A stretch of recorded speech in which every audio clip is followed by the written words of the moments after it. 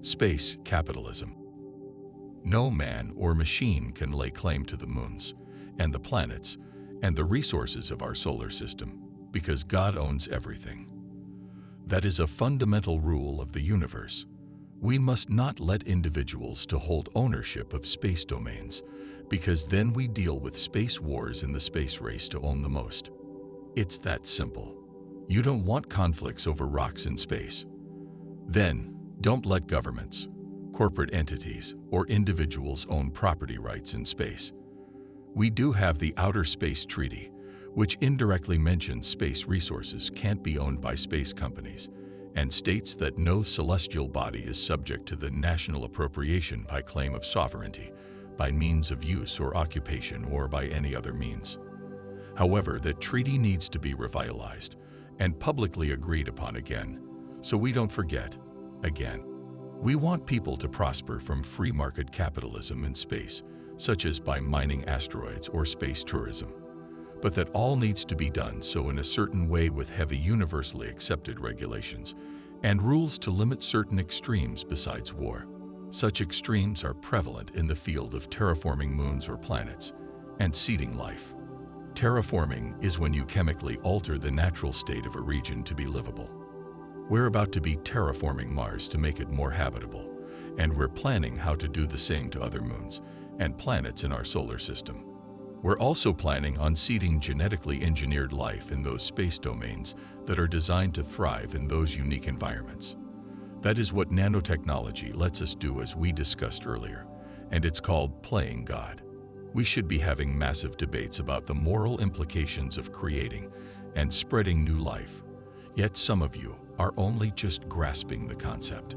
The way to implement space capitalism is to ensure that any entity that is benefiting from harnessing space has to pay a tax that goes to the people.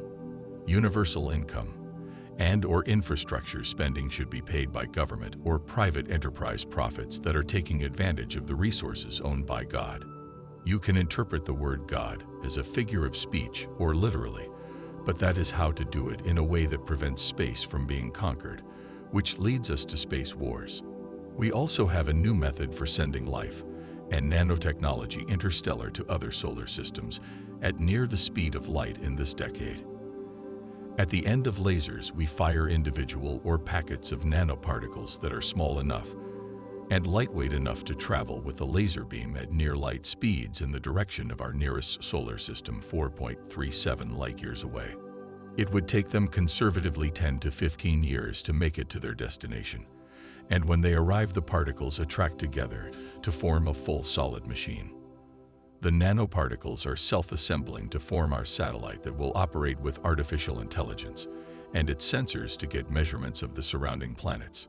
It can send the data back at the speed of light, and we can receive it 4.37 years later, or we'll be able to use quantum mechanics to transmit the data instantaneously over that vast interstellar space.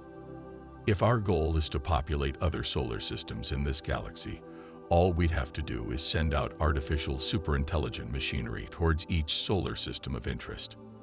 It would merely take them millions of years to reach their destinations, but in the time scale of the universe that is a second, so it's actually realistic for us to reach all corners of the galaxy. The ASI, artificial superintelligence, would land on a planet after reviewing its atmosphere, geography, weather, and then study samples of the environment to determine what elements exists in abundance.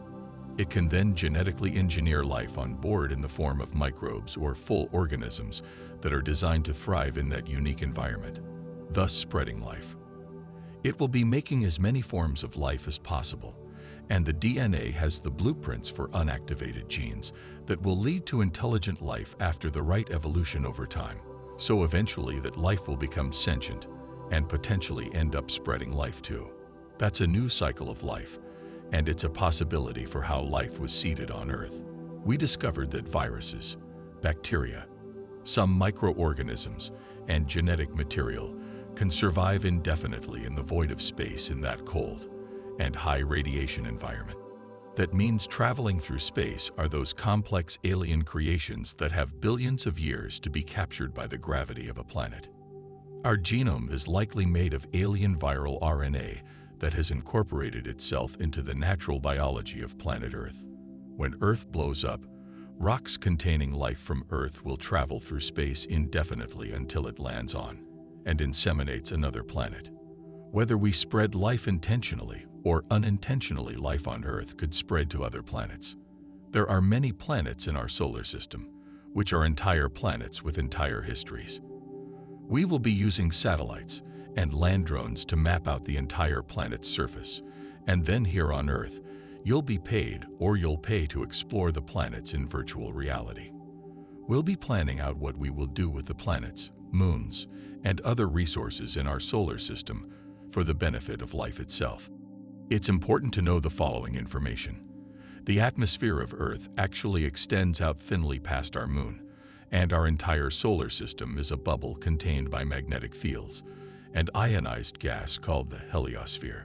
We're traveling through space as one celestial spaceship at 450,000 miles per hour, orbiting around the center of our galaxy, tilted at a 60-degree angle. The planets don't orbit the sun like how outdated models of our solar system portray it. The orbital plane we're on is at a 60-degree angle to the plane of the galaxy we're in, and each planet's orbit is tracing a helical path through space.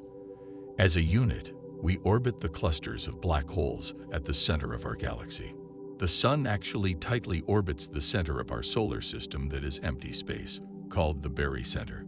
We have man-made satellites traveling at 35,000 miles per hour that have made it into and through the heliosphere and are reporting data back to Earth from interstellar space. The moons of some planets in our solar system are roughly the same size as other planets in our solar system. A moon of Saturn and a moon of Jupiter are bigger than the planet Mercury and are only 20 to 25% smaller than Mars. There are 8 moons bigger than Pluto. When you take a look at what we know now about the planets and moons, you realize what is possible. There are oceans of methane, oceans of salt water under ice, active atmospheres, geological activity, and new weather anomalies never before seen. It's realistic for us to plan to go explore those environments in the near future. There are recently discovered gravity highways between planets that we can travel through, or transport halls, as well as new renewable energy sources we can tap into and then beam back to Earth. We have a sun that we can easily harness the power of. In our galaxy, there are 50 to 100 billion solar systems. In the observable universe, there are an estimated 200 billion to 2 trillion galaxies, each with their own 50 to 100 billion solar systems. The exponentially expanding universe is stretching faster than the light from other galaxies can reach us, so what we call the observable universe is a small section in an unfathomable universe we can't visualize or grasp the scale of. Life can come in many more forms other than just life as it's seen on Earth, and the universe is so big it's impractical for there not to be any forms of alien life. Mind you, we find dormant bacteria and other microbes in crystals and rocks. We've discovered extremophiles that are microorganisms that can live in extreme environments, meaning we find life in extremely hot, cold, radioactive, turbulent, chemically tainted, and otherwise unlivable environments. That means our perception of what life needs to exist has expanded to the point where life statistically has to exist off Earth. We find life living without needing the sun in their own custom life cycles, and so it can literally thrive in almost any environment. It only takes one advanced civilization to start seeding life throughout our galaxy.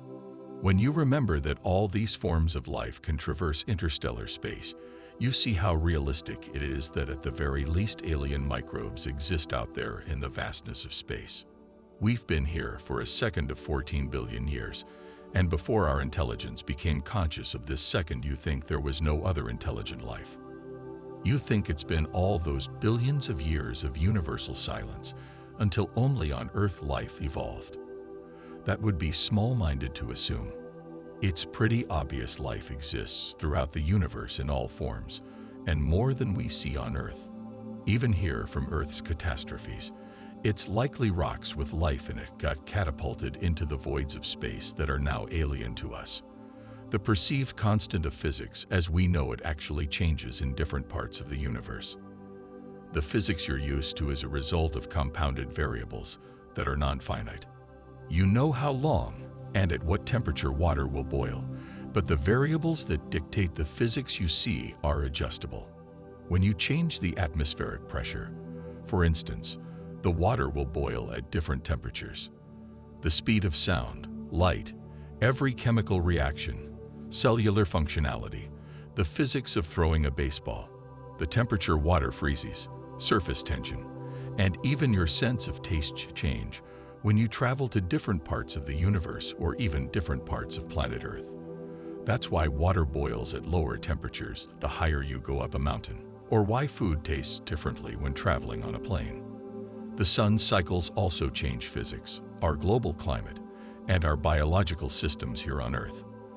By knowing these fundamental aspects of our reality, you are now vastly wiser and enlightened compared to your previous self. The Earth is not flat, and that falsehood is holding many of you back mentally from learning so much more. Let's quickly put that false theory to rest for good by noting that every other celestial body we look at in space is a sphere. We've seen no flat planets yet, and when we scan Earth's surface and oceans with satellites and drones, we see it makes up a non-perfect sphere. When we fly weather balloons to the upper atmosphere, we see the Earth is a sphere.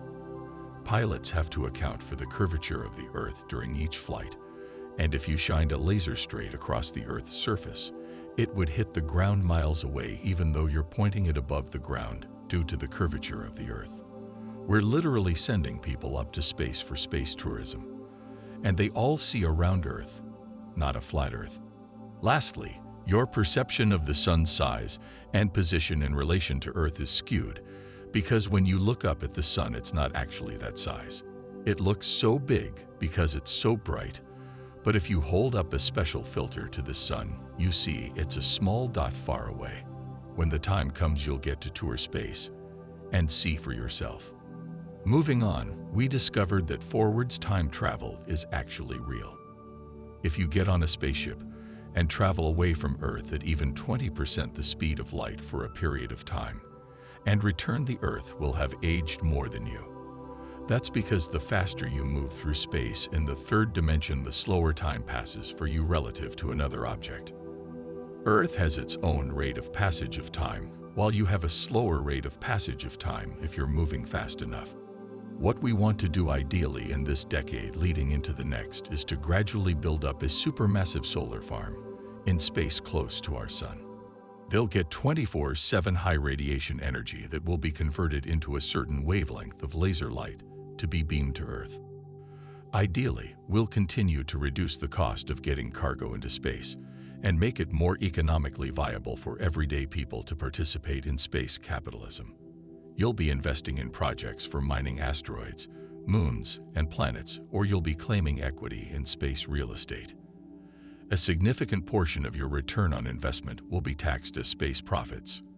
The main difference is that the intention isn't to just make as much money as you can and end up ruining another planet's environment. Every action taken in space by private companies or governments has to be proposed and then approved with or without oversight or regulatory measures.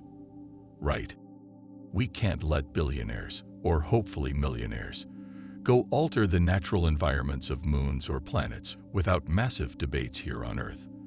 We have to have a scientific process and democratic voting system to agree on what space moves are moral and ethical. Active projects need transparency and oversight to ensure no foul play. Everyone should be able to participate, invest, and benefit from space. If we do it right, we'll avoid space wars, avoid ruining our solar system, and likely start exponentially increasing our population.